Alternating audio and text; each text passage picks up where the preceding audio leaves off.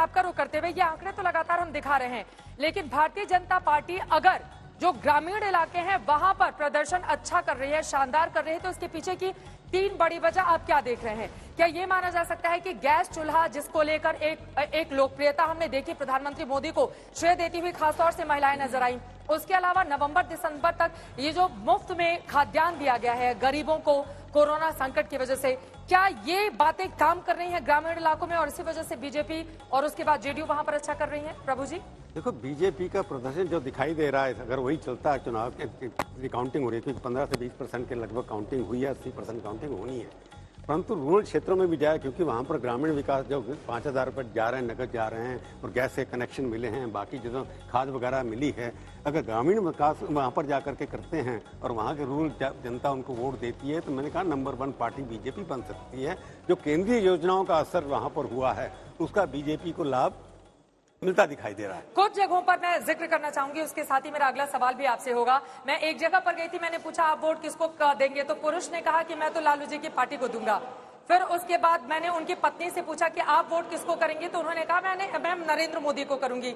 मैंने सवाल पूछा क्यों, तो उनका आंसर ये था कि हमें गैस चूल्हा फ्री में मिला है, हमें नवंबर दिसंबर तक फ्री में अनाज मिल रहा है, इसी वजह से मैं बीजेपी को वोट करूंगी। और बाद में वो लालू यादव वाले जो पति थे वो भी पलट जाते हैं। तो क्या अब इसका असर जमीनी तौर पर वोट के रूप में तब्दील होता हुआ माना जाए? देखो, जब तक फाइनल रिजल्ट नहीं आएगा हम नहीं कह सकते इस बारे में। मैं फिर से कह रहा हूँ, बड़ा कोशिश होना पड़ेगा उसके अंदर। परंतु ये कि आपके एग्जिट पोल में ये दिखा रहा था कि महिलाओं ने सबसे ज्यादा वोट दिए हैं बीजेपी के एनडीए को, तो महिलाओं को जितना फायदा, गैस का बहुत फायदा हुआ, सारे देश के अंदर हुआ, यहाँ नहीं काफी जगह दिखाई देगा जी आपको कि गैस जहाँ लोगों के घर में पहुंच गई, सबसे पहला महिलाओं को फायदा, और किसानों को भी फायदा थोड़ा बहुत हुआ। थोड़ा की कैंडिडेट्स दिखाएं, बड़े चेहरे में इस वक्त क्या स्थिति है, और खास तौर पर ये पता लग रहा है वहां पर कि किसको कितने वोट मिल रहे हैं और कितनी गिनती अभी तक हो चुकी है। जल्दी से जब तक वो खोल रही है, संजय जी, क्या महिलाओं का, और हमने दिखाया कि कितना वोट प्रतिशत महिलाओं का है, बहुत सारा। नॉर्थ बिहार में तो महिलाएं जबरदस्त तरीके से वोट डालने आई हैं। क्या माने अभी तक के रुझानों के मुताबिक कि उनका जाना एनडीए के पक्ष में हुआ है?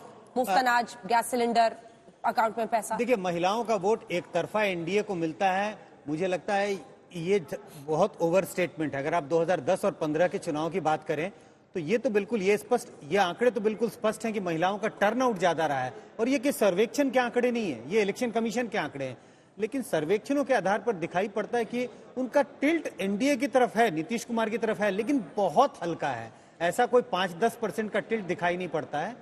कम से कम पिछले चुनाव में ऐसा दिखा था, और इस चुनाव में, इन चुनाव में भी मुझे लगता है टिल्ट उनका होगा एनडीए की तरफ, लेकिन बहुत ज्यादा नहीं। कम मार्जिन वाली सीटें महत्वपूर्ण हो सकती है, वो हम जरा दिखा देते हैं। और चित्रा, अगर आंकड़े दिखाएं, अब तक जो जानकारी आ रही है, कई ऐसी सीटें हैं 40 से 60 जो 1000 का मार्जिन है, उनका जिस तरफ जाना होगा वो बिल्कुल बाजी पलट सकता। और इस समय हम दिखा भी रहे हैं, देखिए यहाँ पर 1000 से कम का जो अभी आप देखने को मिल रहा है मार्जिन, 243 में से 68 सीटें हैं। और यहाँ पर इस मैप के जरिए भी आप समझ सकते हैं, इसमें एनडीए की 35 हैं, और इसमें भी अगर हम अलग अलग देखें तो भारतीय जनता पार्टी की 20 है, जेडीयू की 13, वीआईपी की 2, यानी कि यहाँ पर तस्वीरें बदल सकती हैं। तस्वीर कभी भी चेंज हो सकती है, क्योंकि सिर्फ 1000 का ही अंतर पहली और दूसरी नंबर की पार्टी में। आरजेडी में अगर देखिए 243 में से 68 इन सीटों का हाल दिखा रहे हैं, आरजेडी 16 पर, कांग्रेस 7 पर, सीपीआई और 2 पर, यानी कि ये वो तमाम सीटें हैं जहां पर 1000 से कम में आगे पीछे जो पहला उम्मीदवार है वो 1000 से ज्यादा वोटों से आगे है, दूसरा कम चल रहा है, लेकिन यहां पर तस्वीर चेंज हो सकती है।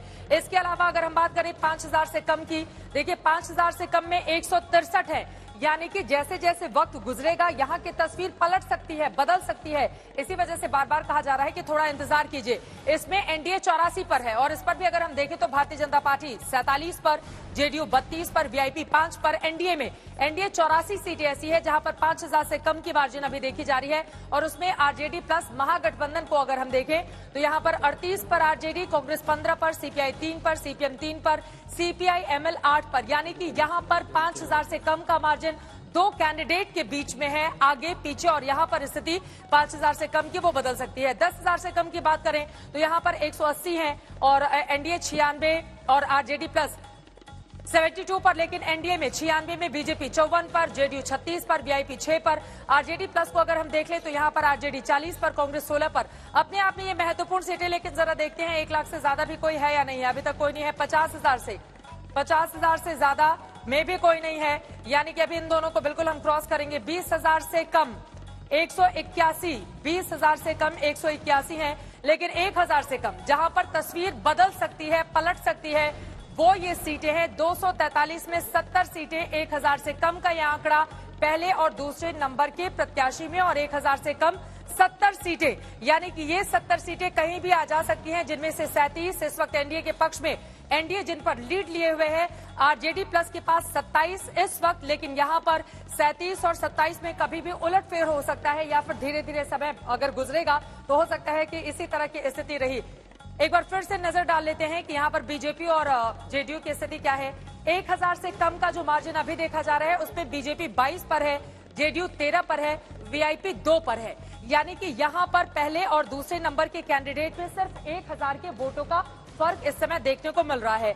आरजेडी प्लस की अगर हम बात कर लें तो यहाँ पर देखिए 27 ऐसी सीटें हैं जहां पर 1000 से कम पर लीड लिए हुए हैं आरजेडी प्लस, लेकिन यहां पर भी तस्वीर बदल सकती है, जिनमें आरजेडी 16 पर, कांग्रेस 7 पर, सीपीआई 2 पर, सीपीआईएम एमएल 1 पर। तो 70 सीटें ऐसी हैं जहां पर कभी भी अंजना और रोहित स्थिति बिल्कुल चेंज हो सकती है, और यकीनन अगर यहां पर स्थिति चेंज होगी तो जो आंकड़े इस वक्त हमारे दर्शक देख रहे हैं वहां पर भी बड़ा फेरबदल हो सकता है, जिसका जिक्र बार बार किया जा रहा है कि 3 बजे तक का इंतजार कीजिए। कोरोना का ये काल है, वोटों की गिनती में अभी थोड़ा टाइम लगेगा, रिजल्ट देर से आएंगे, इसलिए मुझे लग रहा है कि हर एक पार्टियां फिलहाल इस समय अपना धैर्य दिखाती हुई नजर आ रही है। लेकिन 128 पर एनडीए की लीड लगातार कायम है। महागठबंधन में स्ट्राइक रेट, एक बार उस पर चलते हुए स्ट्राइक रेट की हम बात कर लेते हैं कि फिलहाल ये क्या कहता है।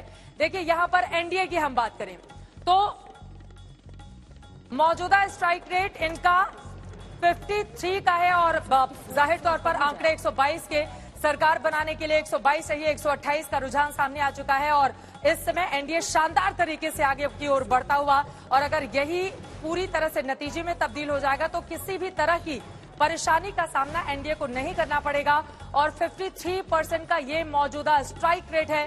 सरकार बनाने के लिए जितना चाहिए उससे 6 ज्यादा है, तो परेशानी नहीं है, यहाँ पर बिल्कुल भी परेशानी एनडीए की नहीं है। वहीं दूसरी तरफ अगर आरजेडी प्लस की हम बात कर लें, देखिए इनके लिए तो अभी बहुत मुश्किल है। सरकार बनाने के लिए 100 सीटों पर अभी ये लीड लिए हुए हैं, रुझानों में 41 का स्ट्राइक रेट है, लेकिन सरकार बनाने के लिए 22 सीटें और चाहिए। ऐसा कैसे संभव होगा, ये अपने आप में बड़ा सवाल, क्योंकि बीजेपी काफी आगे निकली हुई है, और यहाँ एलजेपी चिराग पासवान की ओर से कहा गया था कि बीजेपी के साथ मिलकर वो सरकार बनाएंगे, लेकिन यहाँ पर चिराग पासवान की स्थिति देखिए। मौजूदा स्ट्राइक रेट 2 का है, 243 में से 4 सीटों पर सरकार बनाने के लिए 118, यानी कि बहुत मुश्किल हो जाएगी चिराग के लिए, खुद का ही चिराग जलाना थोड़ा अभी मुश्किल लग रहा है। लेकिन अब आगे बढ़ते हुए जरा हम चलते हैं महारथियों के पास, और महारथियों में फिर एक बार मैं चेक करती हूँ, मुझे तुरंत जो सही जानकारी है वो भी दी जाए। तेज प्रताप को लेकर खबरें सामने आ रही थी, लेकिन फिलहाल हमारा ये जो आंकड़ा कंप्यूटर बाबा बता रहे हैं कि तेज प्रताप यादव आरजेडी से फिलहाल आगे चल रहे हैं, बीच में पीछे हो गए थे, इस तरह की खबर सामने आई थी। राम कुमार राय जेडीयू से यहाँ पर उनको मुकाबले में आए जरूर थे, लेकिन पीछे चल रहे हैं, और यहाँ पर अगर तेज प्रताप यादव के वोट आप देखेंगे तो 13,153 वोट अभी तेज प्रताप यादव के पक्ष में, जबकि 10,511 जो राम कुमार राय मौजूदा जेडीयू के विधायक हैं उनके पक्ष में है, यानी कि यहाँ पर तकरीबन 3,000 का गैप दिखाई दे रहा है एलजेपी से। मनीष कुमार है, लेकिन वो जेडीयू का क्या खेल खराब कर रहे हैं यहाँ पर, ये महत्वपूर्ण है। जी प्रिया की सीट का क्या हाल? पुष्पम प्रिया के लिए मुश्किल है। पुष्पम प्रिया देखिए 2 सीटों से चुनावी मैदान में है, बांकीपुर से नितिन नवीन ही लगातार आगे चल रहे हैं। ये देखिए पुष्पम प्रिया पीछे है, मुख्य मुकाबला देख लेते हैं पटना की बांकीपुर सीट। नितिन नवीन वहां पर हैट्रिक लगाने के लिए बेताब हैं, और भारतीय जनता पार्टी युवा मोर्चा के पूर्व प्रदेश अध्यक्ष भी रह चुके हैं। लव सिन्हा भी पीछे हैं। पुष्पम प्रिया आखिरी दौर में जो मतदान वोटिंग हुई थी उसमें भी एक सीट पर आगे थे, लेकिन पुष्पम प्रिया कुछ कर नहीं पा रही हैं यहाँ पर, तो पुष्पम प्रिया के लिए यहाँ पर फिलहाल मुश्किल है। लेकिन एक बार जरा मुकेश सहनी की बात कर ले। देखिए सेट डिजाइन करने का काम मुकेश सहनी क्या करते थे। मुंबई में बहुत कम वक्त में बिहार के इस लड़के ने अपनी एक बड़ी जगह बनाई, लेकिन बाद में ये कूद पड़े राजनीति के मैदान में, और मुकेश सहनी आगे चल रहे हैं। और मुकेश सहनी एक तरफ बीजेपी बहुत अच्छा कर रही है, अब तक के जो आंकड़े निकलकर सामने आ रहे हैं, उसके बाद अगर कोई शानदार प्रदर्शन कर रहा है, क्योंकि 2018 में ही इन्होंने अपनी पार्टी बनाई थी। पहले ये बीजेपी के लिए 2015 में बिहार में सेट डिजाइनिंग का काम करते थे, लेकिन 2018 में पार्टी बनाने के बाद, हालांकि ये महागठबंधन का हिस्सा रहे, वहां नहीं बनी तो एनडीए में आ गए, और अब फिलहाल इनको जो 11 सीटें दी गई हैं उसमें मुकेश सहनी की पार्टी अच्छा करती हुई अभी तक के जो आंकड़े हैं, देखिए वीआईपी 8 सीटों पर 11 सीटों पर इसने चुनाव लड़ा है 8 सीटों पर। अगर मुकेश सहनी की पार्टी अच्छा कर रही है तो यकीनन 2018 में 2 साल पहले बनी इस पार्टी के लिए ये एक अच्छी खबर हो सकती है।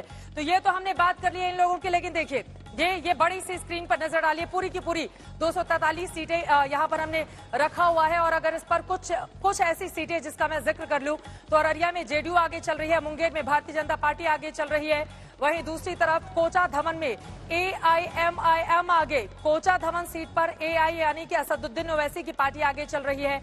दूसरी तरफ अटरी पर RJD आगे चल रही है, नवादा में RJD आगे चल रही है, रुपौली में जेडीयू आगे चल रही है, चिरैया में RJD आगे चल रही है, हर सिद्धि में बीजेपी, बख्तियारपुर बीजेपी आगे चल रही है और महिषी से RJD आगे चल रही है। तो ये 243 पूरी की पूरी सीटें। लेकिन फिलहाल हम सीधे रुख करेंगे रोहित सिंह, बीजेपी दफ्तर के बाद अब जेडीयू दफ्तर का रुख कर चुके हैं।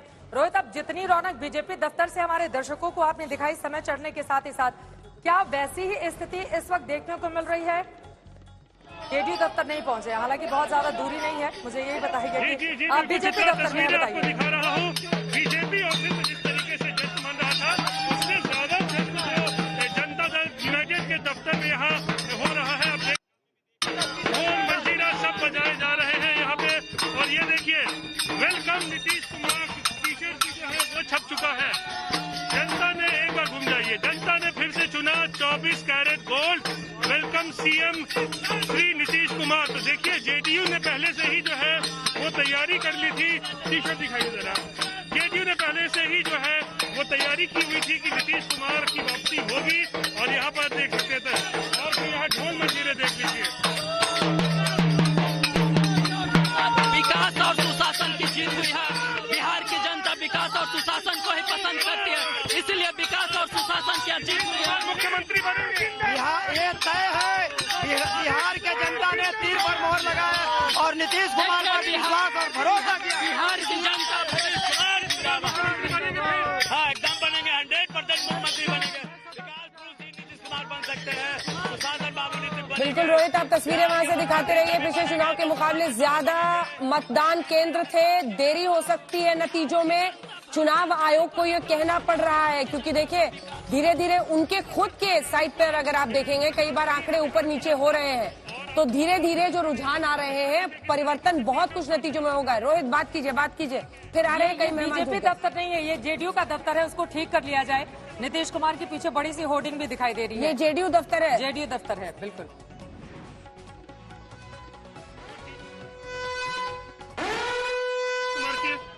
जी हमारी एकदम पूरी उम्मीद थी, 101% हमने 1 महीना पहले टिकट बनवा के रखी हुई थी कि हमारी सरकार आ रही है। कॉन्फिडेंस है, एकदम पूरी कॉन्फिडेंस के साथ थे कि नीतीश कुमार जी फिर से आ रहे हैं, क्योंकि उन्होंने जितना काम किया है बिहार के लिए शायद ही कोई दूसरा मुख्यमंत्री कर सकता है।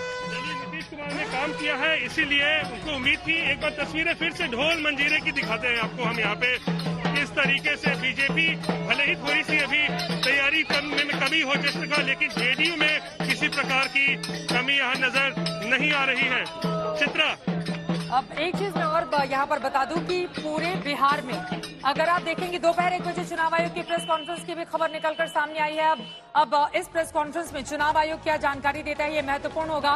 बिहार के फाइनल नतीजों में अभी थोड़ी देरी होगी, कोरोना काल की वजह से सोशल डिस्टेंसिंग और दूसरी तमाम तरह की फॉर्मेलिटीज है जिनका भी पालन करना होगा। लेकिन पिछले चुनाव के मुकाबले इस बार 45% ज्यादा बूथ हैं।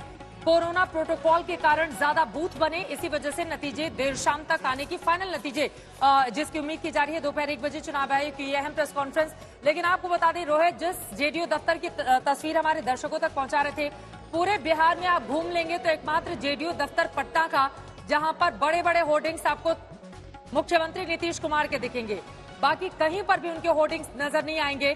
और वहां पे अलग अलग तरह के 4 बड़े बड़े होर्डिंग्स लगाए गए हैं, अलग अलग स्लोगन, जिनमें से 2 होर्डिंग्स जेडीयू दफ्तर की तरफ चेहरा किया हुआ, 2 होर्डिंग सड़क की तरफ किया हुआ, जिसमें 2020 फिर से नीतीश, इस तरह की बातें वहां पर की गई हैं। लेकिन महत्वपूर्ण है कि सिर्फ वहीं पर नीतीश कुमार आपको दिखाई देंगे। फिलहाल बड़ी खबर, पिछले चुनाव के मुकाबले ज्यादा मतदान केंद्र बनाए गए हैं और इसी वजह से कोरोना प्रोटोकॉल की वजह से माना जा रहा है कि देर वहां पर हो सकती है। और सईद अंसारी हमारे साथ जुड़ चुके हैं। सईद जी, दोबारा विधानसभा की तस्वीर के साथ एंट्री लेना चाहते हैं। 129 एनडीए, 99 आरजेडी, इसका ब्रेकअप क्या कहता है और किस तरह से विधानसभा की तस्वीर फिलहाल इन रुझानों के हिसाब से बनती हुई दिखाई दे रही है? सईद जी। बिल्कुल चित्रा, देखिए हम यहाँ प्रकट हो गए हैं बिहार विधानसभा में, लेकिन इस वक्त अनिश्चितता की स्थिति चल रही है। और वो अनिश्चितता की स्थिति इसलिए क्योंकि 243 सीटों का रुझान जरूर आ गया है।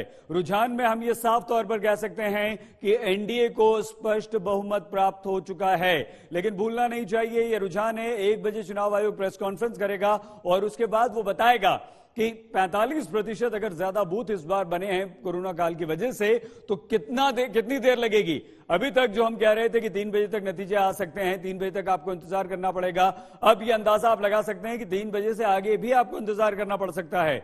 लेकिन फिलहाल की जो स्थिति है वो आप यहां पर साफ तौर पर देख सकते हैं कि एनडीए का दबदबा एक बार फिर से बिहार विधानसभा में दिखाई दे रहा है। रुझानों के हिसाब से इस समय की जो स्थिति है वो एनडीए के पक्ष में है। पूर्ण बहुमत के साथ रुझानों में एनडीए की सरकार यहां पर बन गई है। और जो बार बार हम कह रहे थे कि इस बार बड़ा उलटफेर होने वाला है, तेजस्वी यादव का जादू चला है, बिहार के लोगों ने एक युवा को पसंद किया है, वहां पर संशय है, वहां पर थोड़ा सा इंतजार आपको करना पड़ेगा। क्या ये रुझान परिणाम में परिवर्तित हो जाते हैं? अगर ऐसा होता है तो ये एक बहुत बड़ा संकेत होगा कि हाँ, अभी भी जंगल राज वाला वो जो बार बार याद दिलाई जा रही थी, दोहराई जा रही थी प्रधानमंत्री नरेंद्र मोदी की तरफ से बात, वो बात पर बिहार के लोगों ने विश्वास किया है। और तेजस्वी यादव अभी भी अपने पिता की छवि से दूर नहीं हो पाए हैं, उनका साया अभी भी तेजस्वी यादव पर है। लेकिन ये रुझान है, स्पष्ट तौर पर एनडीए काफी आगे चल रहा है। लेकिन क्या बदल सकता है? जो 1000 लो मार्जिन वाली सीट हैं, 1000 से कम वोटों पर जहां आगे पीछे चल रहे हैं, वहां पर भी आपको यह ध्यान देना होगा कि वहां पर भी ज्यादातर एनडीए अभी आगे चल रहा है। एनडीए यानी कि बीजेपी और जेडीयू के जो उम्मीदवार हैं वो आगे चल रहे हैं। आज तक ने एक एक आपको पल पल की जानकारी और एक सीट की बात बताई है। लो मार्जिन चाहे वो 1000 हो चाहे 5000 हो, फिलहाल जो स्थिति चल रही है उसमें आप साफ तौर पर कह सकते हैं कि एनडीए रुझानों में काफी आगे। 1000 लो मार्जिन वाली सीटों में एनडीए काफी आगे। 1 बजे चुनाव आयोग की प्रेस कॉन्फ्रेंस और उसके बाद तय होगा परिणाम। कब तक इंतजार तो करना ही होगा, अनिश्चितता की स्थिति। फिर से लिए चलते हैं आपको चित्रा के पास। यहाँ पे महत्वपूर्ण सही जो आपने बातें बताई, 243 में से देखिए 128 पर एनडीए की बड़ी बढ़त लगातार कायम है। 100 के आसपास तेजस्वी यादव और उनके महागठबंधन की तस्वीर कभी आगे बढ़ती है कभी पीछे हो जाती है। ये आंकड़े क्या कहते हैं प्रभु जी? मैं जल्दी से चाहूंगी, सभी इंतजार करने की ही बात कर रहे हैं कि थोड़ा धैर्य रखें, अभी इंतजार करें, अभी देर से। और इस बीच चुनाव आयोग ने 1 बजे यानी कि बीच काउंटिंग के दौरान अगर 1 बजे वो प्रेस कॉन्फ्रेंस करेगी तो इसके मतलब और मायने क्या निकाली जाए, क्या जानकारी दी? आपको 2015 का एक्सपीरियंस है ना बिहार का, तो इस बार 2020 में वही हो रहा है क्योंकि पोलिंग बूथ 25% ज्यादा है। दूसरा, आपने जो आंकड़े दिखाए हैं उस हिसाब से देखता हूं कि 5000 से कम वोटों के अंदर लगभग 80 से 90 सीटें हैं जिनका डिफरेंस 5000 से कम है, जबकि काउंटिंग 20 से 25% हुई है। तो 75% वोटिंग जो 10,000 से ऊपर की सीटें हैं उसमें शायद कवर करना मुश्किल होगा जो दिखाई है आपने। उस हिसाब से लगता है कि 90 के आसपास एनडीए की पक्की है और 70 के आसपास आरजेडी की पक्की है, जिसमें 10,000 से ऊपर का डिफरेंस है। के शर्मा भारतीय जनता पार्टी के नेता प्रवक्ता हमारे साथ जुड़ गए हैं। सुप्रिया श्रीनेत कांग्रेस पार्टी की प्रवक्ता हमारे साथ इस वक्त चर्चा में जुड़ रही हैं। श्याम रजक आरजेडी के नेता जुड़ रहे हैं। राजीव रंजन जी जेडीयू का पक्ष रखेंगे और संजय मयूख बीजेपी के प्रवक्ता भी कुछ देर में हमारे साथ जुड़ेंगे। के शर्मा जी, आपके साथ शुरुआत करते हुए, अब तो मामला लग रहा है कि पलट चुका है, 128 पहुंच गए हैं, लेकिन चुनाव आयोग का भी कहना है कि अभी अति उत्सुकता ना दिखाई जाए क्योंकि कुछ देर पहले आरजेडी वाले जश्न मनाने लग गए थे। अब आप लोग भी जरा संयम से इंतजार कीजिए। अंजना जी, आप जानते हैं भाजपा काफी धैर्य रख के और संयम के साथ चलने वाली। कहाँ सर, पिछली बार तो पटाखे फोड़ दिए थे आपने। सुझाव का स्वागत भी करता हूं। आप नहीं ठीक है, आपका कहना ठीक है, लेकिन बाकी भी और ये केवल बिहार के चुनाव नहीं, अन्य चुनाव का भी आप देख लीजिएगा। तो इसलिए मैं बिल्कुल आपकी बात से सहमत हूं और हम बड़े धैर्य और संयम के साथ में पूरे चुनाव नतीजे के एक एक चुनाव परिणाम तक का इंतजार करेंगे। लेकिन मैं इतना स्पष्ट आपको कर दूं कि हमें पूरा विश्वास है कि हम पूर्ण बहुमत के साथ में जो है बिहार में एक बार पुनः जो है अपनी सरकार बनाएंगे, इसमें कहीं दो भी मत नहीं है। ठीक है, एक बार फिर से सरकार बनाएंगे, इस बात के लिए आश्वस्त है। हमारे साथ सुप्रिया श्रीनेत भी इस वक्त जुड़ी हुई है। सुप्रिया, देखिए अभी तक तो जो रुझान है उसी के मुताबिक बातचीत होगी, किसी को सही लगेगी, किसी को लगेगा थोड़ा इंतजार करना अच्छा है, तस्वीरें आ रही हैं, लेकिन अभी तक जो तस्वीर आ रही है उसमें कांग्रेस की जो स्थिति है वो पिछली बार से भी फिसलती दिख रही है, जबकि आरजेडी 61 पर बना हुआ दिखाई दे रहा है। नमस्कार अंजना जी, और आपके माध्यम से सारे व्यूअर्स को नमस्कार। मैं क्योंकि एक जर्नलिस्ट भी रह चुकी हूं और मैंने चुनाव देखा है बिहार का, मैं अभी भी बोलूंगी 25% से ज्यादा इस बार बूथ से ईवीएम ज्यादा काउंट हो रही है। We need to hold our horses, हमें संयम बरतने की जरूरत है, क्योंकि पिछले 2 घंटे में इतना बार बार सीसॉ हो रहा है। और यहाँ पे बताना जरूरी है कि 23 ऐसी सीटें हैं जिसमें 500 से कम की बढ़त है, 40 ऐसी सीटें हैं जिसमें 1000 वोटों से कम का मार्जिन का उलटफेर हो रहा है। तो मुझे ऐसा लगता है हम सबको थोड़ा संयम दिखाने की जरूरत है। मैं बिल्कुल आश्वस्त हूं और अभी भी मुझे विश्वास है कि जो मुद्दे हमने उठाए हैं बिहार में, चाहे वो बेरोजगारी का हो, महंगाई का हो, विकास का हो, उन्हीं मुद्दों पर बिहार ने चुनाव लड़ा है और उन्हीं पर अंततोगत्वा जीत और हार होगी। ये मैं पूरी आश्वस्तता के साथ आपसे कह सकती हूँ। राजीव रंजन जी, जेडीयू घट रही, मुझे पता है आप भी कहेंगे थोड़ा सा वेट किया जाए और वेट करना ही सही है, लेकिन अभी तक जो रुझान आ रहे हैं उसके मुताबिक लगभग ये परिस्थिति तो दिख रही है कि बीजेपी बड़ी पार्टी बन गई है, एनडीए में आपसे आगे निकल गई है। देखिए, सबसे पहली बात तो ये है कि 15 वर्षों के शासन के बाद एनडीए में जनता का भरोसा दिखा है। जनता ने अविश्वसनीय वायदों को नकारा है और एक परिस्थिति पैदा हुई है आने वाले समय में भारतीय निर्वाचन आयोग को वायदों और परफॉर्मेंस के बीच जो फासला होता है उसका भी ऑडिट करना चाहिए। राजनीतिक दल आसमान से तारे तोड़ने की बात करते हैं लेकिन नतीजा नहीं कभी दे पाते हैं। तो ये कहीं ना कहीं आने वाले समय के लिए ये एक बड़ी नसीहत के तौर पर भी इसे लेना चाहिए सभी राजनीतिक। ठीक है, लेकिन मेरे सवाल का जवाब नहीं मिला सर, और वो सवाल ये था कि एंटी इनकम्बेंसी ही सही जो आप कह रहे हैं, लेकिन उसके बावजूद उस पर नीतीश कुमार भारी पड़े या बीजेपी उस पर भारी पड़ी? देखिए, एक अलायंस में सभी दलों की भूमिका है और निसंदेह अगर दूसरा पक्ष ये देखें तो कई राज्यों में भारतीय जनता पार्टी को उम्मीदों के अनुरूप परिणाम नहीं मिले। तो एंटी इनकम्बेंसी का सवाल थोड़ा बहुत सब जगह होता है, इसके बावजूद अंत भला तो सब भला, और बिहार की जनता ने जनादेश एक बार फिर देने का मन बनाया है और अब तक जो आसार हैं मुझे ऐसा लगता है ये फासला आरजेडी से हमारा और बढ़ेगा और ज्यादा बड़े अंतर से ये श्याम रजक जी को भी मैं एक बार चर्चा में लाना चाहूंगी। देखिए, राजीव रंजन के लिए तो स्थिति फिर भी ठीक है कि एनडीए वापस आ रही है, 128 सीटों के साथ उनकी बढ़त कायम है, लेकिन श्याम रजक जी आप लोगों का क्या हो गया? मतलब सुबह की शुरुआत इतनी अच्छी हुई थी और जैसे जैसे दिन बीतता जा रहा है 100 के आसपास ही बहुत देर से बने हुए आप लोग, कैसे बनेगी सरकार? प्रभु चावला जी ने बड़ा स्पष्ट बता दिया और मैं भी कई चुनाव लड़ा हूं और कई चुनाव का भी मैंने किया है उनका। मैं ये बता देता हूं कि अभी इस बार कोरोना के कारण ईवीएम मशीन की भी बढ़ोतरी हुई है, बूथ भी बढ़े हैं और काउंटिंग के भी काउंटिंग उतना ही हो रहा है, इसलिए ये रिजल्ट आएगा 8-9 बजे रात तक और अभी सिर्फ 3 राउंड ही का रिजल्ट आया है। आपका राउंड होगा कहीं कहीं तो 38-38 राउंड होना है। तो आपको मैं बता दूं हम आश्वस्त हैं कि हम बहुमत से पार करेंगे, बहुमत से भी ज्यादा सीटें आएंगे और सरकार लेकिन जब जेडीयू की सीटें कम आती हैं और बताया जाता है कि कोरोना की वजह से हमारी सीटें कम आ रही हैं, तब तो आप लोग कोरोना को हटा देते हैं। अभी आप इस बात को मान रहे हैं कि नहीं, कोरोना के कारण रात हो जाएगी तब स्थिति साफ हो पाएगी। मतलब ये जो 28 सीटों की बड़ी बढ़त एनडीए पर है, इसको कैसे कम कर लेंगे आप? इसको नहीं मानता हूं मैं, ये तो 3 ही राउंड का है। और आप जब चुनाव का आप लोग तो अंजना जी सर्वेक्षण भी करते रहे पहले के भी, तो हर राउंड में आदमी, और आपने ही कहा है कि 1000 वाले इतने, 5000 वाले इतने, तो ये सबको मेकअप करके आगे बढ़ता है। क्योंकि ये देखिए एनडीए, अब ये कहने में मुझे बड़ा संकोच लग रहा है लेकिन ये सच्चाई है कि एनडीए का स्टेपनी है सुशासन बाबू, स्टेपनी बाबू बन गए हैं और जो चल रही है गाड़ी वो कहां पर पंक्चर करेगी और स्टेपनी काम के लायक नहीं रहेगी। इसके बाद मेरी गाड़ी बढ़ते जाएगी क्योंकि जनता का समर्थन, जनता का विश्वास हमको मिला है। ठीक है सर, एक सेकंड में लौट रही हूँ आपके पास। सुप्रिया श्रीनेत जी, अब जबकि नतीजे पलटे, सबसे ज्यादा डरा पता है कौन है? ईवीएम।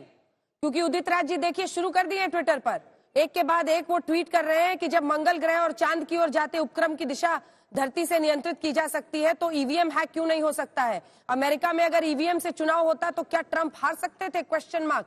मैं जवाब लूंगी, लेकिन उससे पहले जल्दी से चलते सुजीत झा आपके साथ चुनाव अधिकारी है कोई चुनाव आयोग के, बात कीजिए, क्या कह रहे हैं?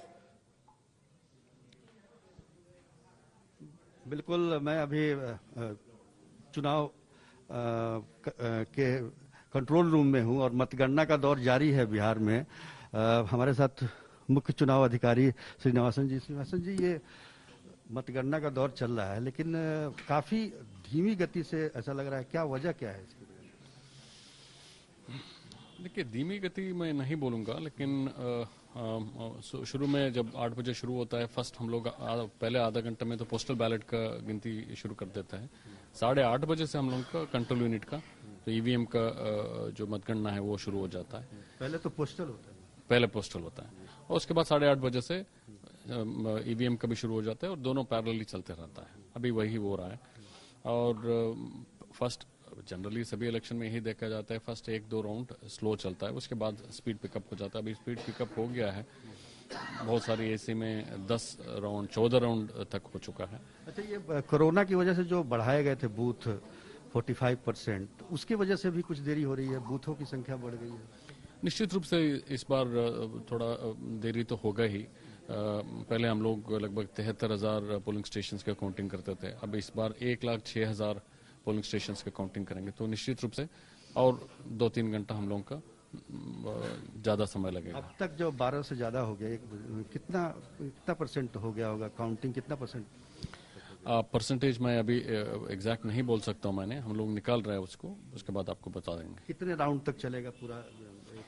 देखिए, हर एक एसी में अलग अलग polling number of polling station है। एक ऐसे भी एसी है जहां मात्र 24 राउंड है, ऐसे भी एसी है जहां 51 राउंड है। तो कौन से एसी का कितना राउंड चलेगा उसमें जितना पोलिंग स्टेशन है उस पर निर्भर है। कब तक परिणाम स्पष्ट होने लगेगा? अभी तो काफी ऊपर नीचे जा रहा है, कभी वो आगे कभी ये पीछे।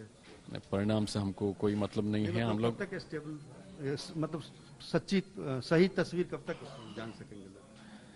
जैसे मैं आपको बताया कि हम लोगों का इस बार थोड़ा समय ज़्यादा लगेगा, कारण पोलिंग स्टेशन बढ़ गया है, इसलिए जो नॉर्मली हम लोगों का 2-3 बजे तक कंप्लीट हो जाता था, इस बार निश्चित रूप से शाम तक जाएगा।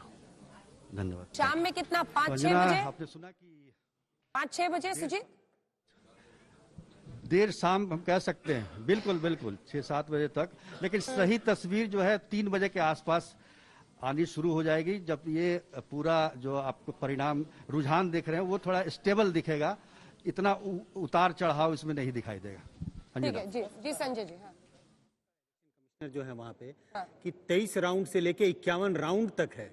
अलग अलग विधानसभा क्षेत्रों में चूंकि उनकी वोटों की संख्या अलग अलग है, तो उन्होंने बताया कि कम से कम 23 राउंड और ज्यादा से ज्यादा 51 राउंड की भी गिनती होगी।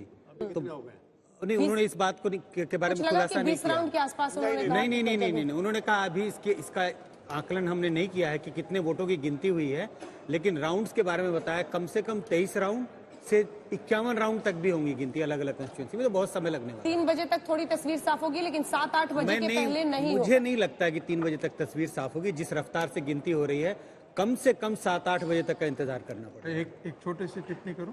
हाँ बिल्कुल। देखिए, ऑन एन एवरेज 3,10,000 की एक कॉन्स्टिट्यूएंसी विधानसभा की है, जिसमें 57% जो है वो वोटिंग हुई है। इसका मतलब 1,68,000 वोटिंग हुई है, जिसमें से 25,000 से 30,000 के बीच में पड़ता है। नहीं, बस मैं ये कह रहा हूँ कि 25 जितने वोटर हैं उसके हिसाब से बूथ बनते हैं, इस हिसाब से नहीं बनते कि कितने वोटर वोट देंगे। मैं उसके बारे में नहीं, मैं जिक्र ये कर रहा हूं कि 25% के आसपास वोटों की काउंटिंग पिछले 4.5 घंटों के अंतर्गत हो चुकी है, और 25% के बाद जो लीड है वो एक ढंग से स्टेबल जैसा दिख रहा है। जो भी मार्जिन दो बहुत यदि बहुत शिफ्ट करता एक दूसरे पार्टी के अंदर, तब हम कहते हैं कि हाँ, थोड़ा सा अंतर होने की बहुत बड़ी संभावना है, लेकिन मेरा ऐसा अनुमान है कि ये लीड लगभग सेटल कर गया है। अब वो मार्जिन कितने का रहता है, हो सकता है सेटल कर गया हो, लेकिन अब ये पुराना जमाना नहीं है जब बैलेट से काउंटिंग होती थी। यहाँ ईवीएम्स तो मिक्सिंग होती नहीं है, टोटलाइजर भी बिल्कुल नहीं है, मिक्सिंग नहीं होती है। तो कई बार ऐसा होता है, एक इलाके का जब बैलेट ईवीएम्स खुलने लगते हैं तो किसी एक पार्टी को लीड मिल जाती है, कभी कभी ऐसा होता है। ठीक है, और जैसा आपने बोलते बोलते देखिए कुछ आंकड़े भी बदलने लगे। 128 ये कहते हैं सोफोलॉजिस्ट की नजर रहती है, एकदम हल्की नजर से ही देख लिया उन्होंने कि कुछ आंकड़ा उधर बदला है। 128 बनाम 102। रोहित सिंह आरजेडी ऑफिस से जुड़ रहे हैं। सुप्रिया जी, मैं आऊंगी आपके पास ईवीएम के सवाल पर। जल्दी से रोहित, एक बार वहां का जरा नजारा दिखाइए।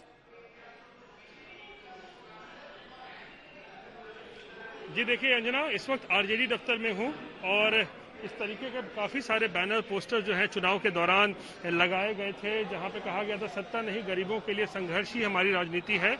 और आज जब नतीजे आ रहे थे तो देख सकते हैं बड़े बड़े एलईडी स्क्रीन्स भी जो है वो लगाए गए थे लोगों के लिए, ताकि जो कार्यकर्ता आएंगे उन्हें वो देख सकें कि किस तरीके से महागठबंधन की जीत हो सकती है, जैसे कि एग्जिट पोल्स में भी आया था। लेकिन यहाँ आप देखिए आरजेडी दफ्तर में लोग हैं लेकिन मायूस हैं, उदास बैठे हुए हैं, सिर्फ स्क्रीन पर देख रहे हैं कि कुछ तो ऐसा हो ताकि महागठबंधन जो है वो आगे हो जाए। क्योंकि अभी जो तस्वीर जो सामने आई है, नतीजे जो सामने आए हैं, रुझान जो दिख रहे हैं, उससे तो एनडीए ही बढ़त बनाए हुए है। लेकिन यहाँ आरजेडी दफ्तर में देख सकते हैं मायूसी और सन्नाटा।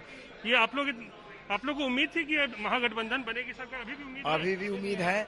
अभी भी उम्मीद है, पूरा उम्मीद है हम लोग को कि आरजेडी की सरकार बनेगी। हम लोग इंतजार कर रहे हैं और अभी चौथे राउंड की ही काउंटिंग चल रही है। अभी हमें वेट करना चाहिए। मुझे लगता है कि लेट इवनिंग तक फाइनल कुछ आएगा और वो महागठबंधन के फेवर में बदल सकता है। हाँ, एकदम आराम से जो हम लोग आराम से देखिए, अभी जो है से रुझान जो है से अभी चौथे राउंड का चुनाव अभी हुआ है, गिनती हुआ है, उसके बाद में फिर रुझान देखिएगा आप 2-3 बजे। उम्मीद है लेकिन फिर भी यहाँ जनता जो आप देख सकते हैं, आरजेडी के कार्यकर्ता पहुंचे हुए हैं, मायूस निराश बैठे हुए हैं। और एक दिलचस्प तस्वीर आपको और दिखाऊंगी, किस तरीके से चुनाव के दौरान तेजस्वी यादव ने पोस्टरों से लालू प्रसाद और राबड़ी देवी की तस्वीर को आउट कर दिया था। इस तरीके की तस्वीर बनाई गई थी, पोस्टर्स बनाए गए थे, जहाँ केवल तेजस्वी यादव को तरजीह दी गई थी, युवा चेहरे के रूप में प्रोजेक्ट किया गया था। लेकिन शायद जिस तरीके से रुझान और नतीजे आ रहे हैं, उससे लगता है कि जनता जो है इससे भी जो है वो खुश नहीं हुई है। इस तरीके मैं लौटी हूँ आपके पास रोहित तुरंत। इस वक्त कुमार अभिषेक हमारे साथ जुड़ रहे हैं और आपको बता दें वो JDU state president Vashishtha Narayan Singh के साथ मौजूद हैं। और साथ ही जानकारी अभी ये सामने आ रही है कि 20% ही मतगणना अभी तक हुई। आप उनसे बातचीत कीजिए। रुझानों में तो एनडीए 128 पर, आरजेडी प्लस 103 पर, तो क्या कह रहे हैं वशिष्ठ बाबू? बिल्कुल चित्रा, इस वक्त हमारे साथ हैं वशिष्ठ बाबू, वशिष्ठ नारायण सिंह। दादा ये बताइए कि आप लोगों को उम्मीद के मुताबिक सीटें मिल रही हैं क्या, जो रुझान आ रहे हैं? क्योंकि 126, 128 आपको बताया जा रहा है, 103 के आसपास आरजेडी का आंकड़ा चल रहा है। देखिए, हम लोगों को तो कुछ और बेहतर उम्मीद थी, लेकिन जिस ढंग से विपक्षी दलों ने चुनाव प्रचार किया, उसमें मर्यादा नाम की कोई चीज नहीं थी। और उन लोगों ने आकलन रखा था समीकरण पर, उन लोगों ने आंकड़ा रखा था कि भीड़ पर। लेकिन लगता है कि बिहार की तस्वीर और बिहार की जनता के नर्व को वो लोग पहचान नहीं सके और कोलाहल के बीच में वो चाहते थे कि जनता भ्रमित हो जाए, और ये भ्रम तो टूट गया। अब हम लोग शुरू से कहते थे कि इनके पास न एजेंडा है, न इनके पास कार्यक्रम है, न इनके पास कोई विजन है। हवाई घोषणाओं से जनता विचलित नहीं होती। लेकिन अभी 20% ही वोट गिने गए हैं, अभी 80% गिने जाने हैं। आपको लगता है कि कोई ट्रेंड चेंज हो सकता है इसका? हमको नहीं लगता। ट्रेंड देखिए, काफी सीटों पर ट्रेंड चल रहा है, कुछ 10-5 सीटों पर फर्क पड़ सकता है। तो 10-5 सीटों पर ऐसे कैसे सकते हैं कि एक तरफ हो जा सकता है? ट्रेंड का मतलब यही है कि एक आने तक माइनर चेंजेज उसमें हो सकता है, मेजर चेंजेज नहीं हो। लेकिन एक बात बताइए, बीजेपी सबसे बड़ी पार्टी के तौर पर इस वक्त दिखाई दे रही है सारे गठबंधन में। कोई बात नहीं है इसमें। हम लोग पार्टनर हैं, एक साथ चुनाव लड़े हैं। लेकिन बीजेपी के भीतर से एक इको था, एक आवाज था कि बीजेपी और एनडीए की सरकार बने और बीजेपी का मुख्यमंत्री बने। आपको लगता है कि किसी सूरत में ये कहीं संभव है? तो बीजेपी के नेताओं की खुद घोषणा, तो इस घोषणा पर हम क्या प्रतिक्रिया व्यक्त करें? स्वयं देश के हाईएस्ट जो लीडरशिप है उसने बार बार कर दिया था, इसलिए हमारे लिए ये रेलिवेंट क्वेश्चन नहीं।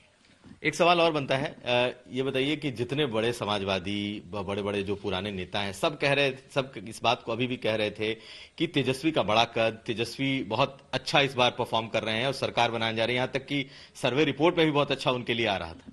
सर्वे रिपोर्ट को मैंने प्रारंभ में ही जब से आया तो कहा कि सर्वे रिपोर्ट कोई निश्चित जीत का आधार नहीं हो सकता है।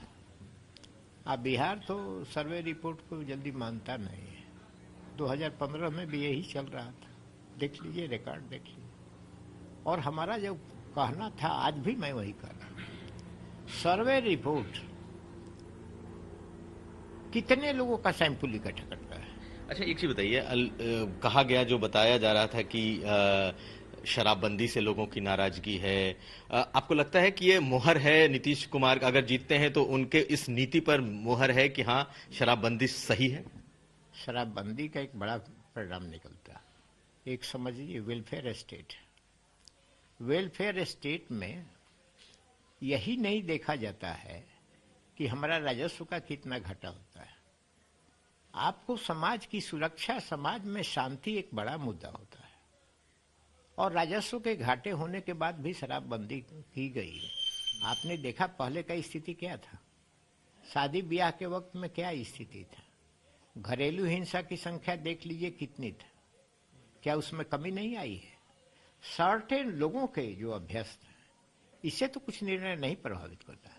जो लीडर होता है वो दूरदर्शी भी होता है, उसमें वो यह डिसीजन लेता है कि समाज में शांति रहे, सुरक्षा रहे, कोलाहल नहीं रहे, अव्यवस्था नहीं रहे, अराजकता नहीं रहे। देख नहीं रहे हैं? शराब नीति पर मुहर है, महिलाओं ने जिस तरीके से वोट किया।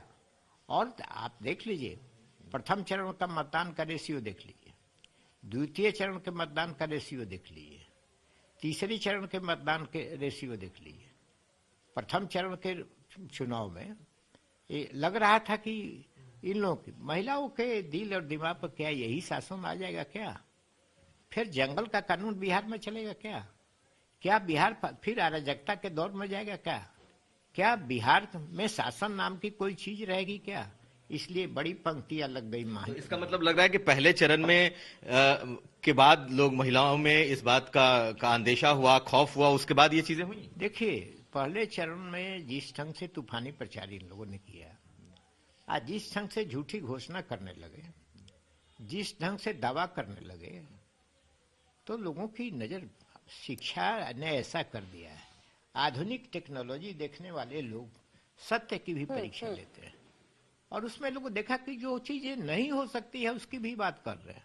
ठीक है, जो नहीं हो जाती है उसको अभी अपना घोषणा। ठीक है, अपनी तमाम बातें और पार्टी का पक्ष, नीतीश कुमार का पक्ष रखते हुए वशिष्ठ नारायण सिंह वरिष्ठ नेता हैं, जेडीयू के अध्यक्ष हैं बिहार प्रदेश के। आइए आपको सीधे लिए चलते हैं, हमारे साथ इस वक्त एचआर श्रीनिवासन जी जुड़ रहे हैं, जो कि मुख्य चुनाव आयुक्त हैं। इस वक्त पटना से वो हमारे साथ जुड़ रहे हैं। मुख्य चुनाव अधिकारी वहां पर जो मौजूद है श्रीनिवासन जी, उनके पास हम आपको लिए चल रहे हैं। श्रीनिवासन जी, आपकी तमाम बातचीत हमने अपने दर्शकों को सुनाई थी। अभी दो तीन बातें जो साफ है कि कोरोना की वजह से आपने बूथ संख्या में इजाफा किया, क्या क्या देरी की वजह है वो तो आप बताएं ही, साथ ही कितना परसेंटेज वोट सर हो गया है और कितना परसेंटेज बाकी है, कितने राउंड हो गए हैं, कितने राउंड बाकी हैं, और कब तक तस्वीर क्लियर हो जाएगी? श्रीनिवासन जी।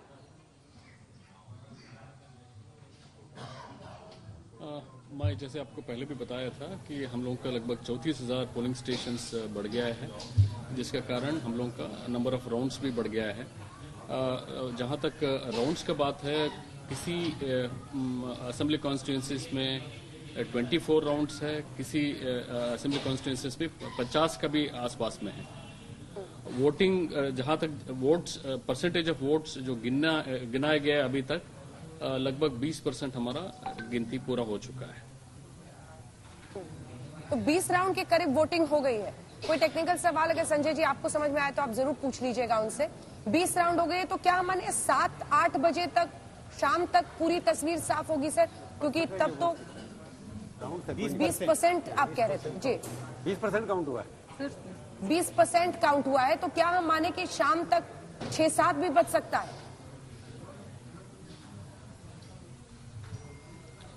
डेफिनेटली आज देर शाम तक हमारा काउंटिंग चलेगा, क्योंकि जैसे मैं बताया आपको दीघा विधानसभा क्षेत्र में फॉर एग्जांपल 51 राउंड्स है हमारा, तो अभी हम लोग कुछ विधानसभा क्षेत्र में 14 राउंड के, जो कुछ विधानसभा क्षेत्र में 8 राउंड, इस तरह से हम लोग चल रहा है। तो अभी तो स्पीड पकड़ा है, लेकिन निश्चित रूप से शाम तक, देर शाम तक हमारा काउंटिंग चलेगा। 20% ही हुआ है। प्रभु जी, आप भी एक सवाल पूछना चाह रहे हैं? 20% यूनिफॉर्मिटी है या कोई सेंटर ऐसे भी होंगे जहाँ पर 50 हो गया होगा या 40 हो गया होगा, या ऐसा भी है कि कभी कहीं पर 80% हो गया होगा? नहीं, सब जगह यूनिफॉर्मिटी 20% है।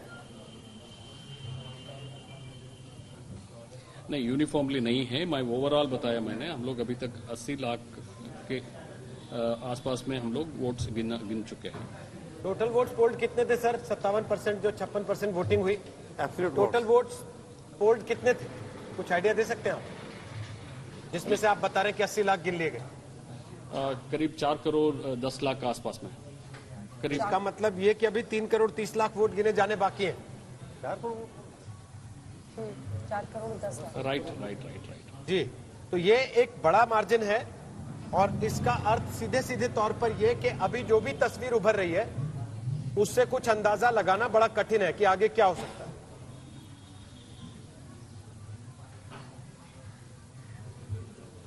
काउंटिंग अभी लंबा चलेगा, मैं इतना ही बोल सकता हूँ। अच्छा श्रीनिवास जी, 8 बजे के करीब शुरुआत हुई थी और अभी 12:30 बज रहे हैं, तो 4 घंटे में 20%, तो अभी तो सर मतलब 12 घंटे और लगेंगे।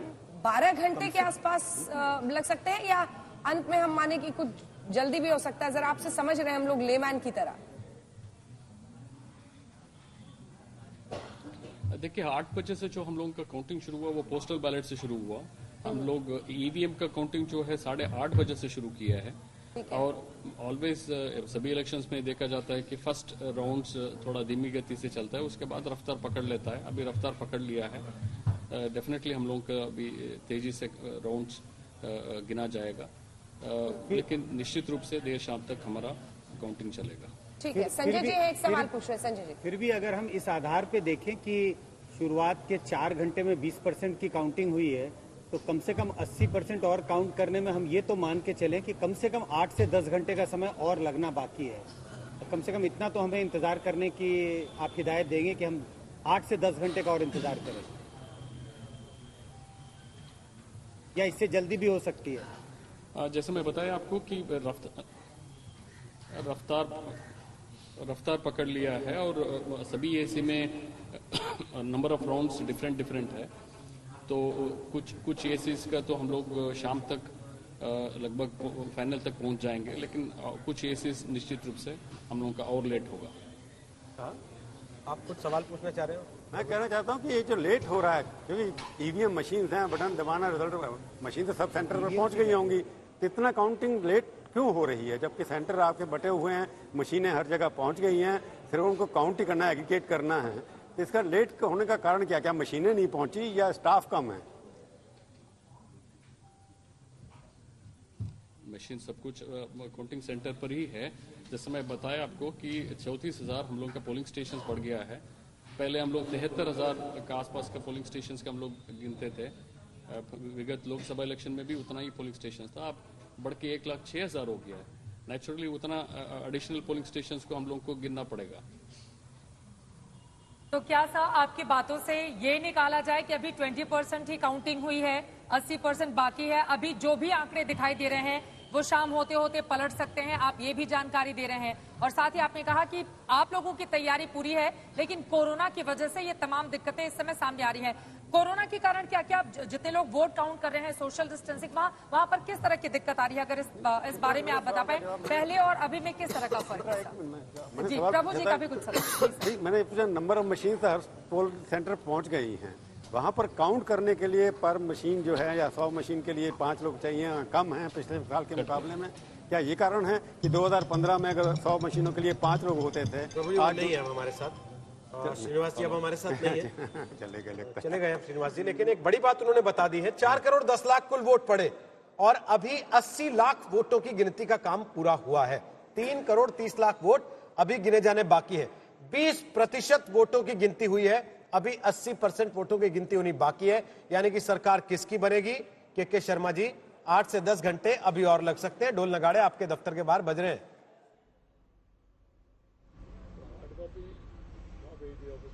नहीं ठीक है, मैंने तो पहले ही कहा और कि इसमें समय लगेगा और हम इंतजार भी करेंगे, और लेकिन हम अपना जो कार्यकर्ताओं के अंदर जो विश्वास है और जो हमें अपना विश्वास है, जो हमारे पास फीडबैक है रोहित जी, उसके आधार पर हम कह सकते हैं कि निश्चित तौर से हम वहाँ बहुमत की अपनी सरकार बना रहे हैं।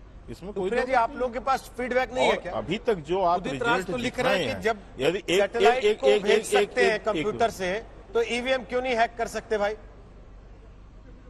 मेरा पर्सनल मत ऐसा नहीं है। मुझे लगता है हमने एक बढ़िया चुनाव लड़ा है। मुझे लगता है कि बिहार की जनता जागरूक है और वो इन्हीं मुद्दों पर वोट करेगी। मैं आश्वस्त हूं, क्योंकि 20% काउंटिंग हुई, अभी 80% बाकी है। मैं आश्वस्त हूं हम जीतेंगे। जहां तक ईवीएम की बात है, मैं इस पर टिप्पणी इसलिए नहीं करना चाहती हूँ क्योंकि मेरा अपना मत है कि जब हम जनता के पास वोट के लिए जाते हैं तो जो जनता जनार्दन तय करती है उसका सम्मान करना चाहिए और उसको स्वीकारना चाहिए। तो पार्टी ऐसे लोगों को रोकती क्यों नहीं कि भाई कम से कम जब तक चुनाव का नतीजा पूरा सामने आ नहीं जाता, इस तरह की बातें करना तो नुकसानदायक है ना? ऐसी तो बहुत नुकसानदायक बातें भाजपा के नेता भी कहते हैं, किसी को कोई रोक पाता है? तो इसलिए आप भी नहीं रोकते क्योंकि बीजेपी वाले नहीं रोकते अपने लोगों को?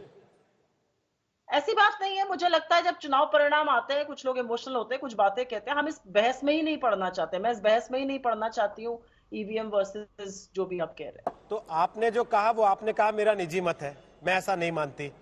उदित राज से शायद पूछेंगे तो वो कह देंगे मेरा निजी मत है।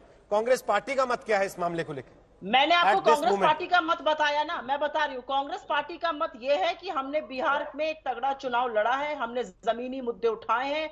मुझे ऐसा लगता है बिहार की जनता ने बेरोजगारी पर वोट डाला है, बिहार के युवाओं से मुखरित है और वो हमको वोट करके सरकार बनाएंगे हमारी। मैं पूरी तरह से आश्वस्त हूँ। Let us wait and watch. 500 से कम वोट की उम्मीद है।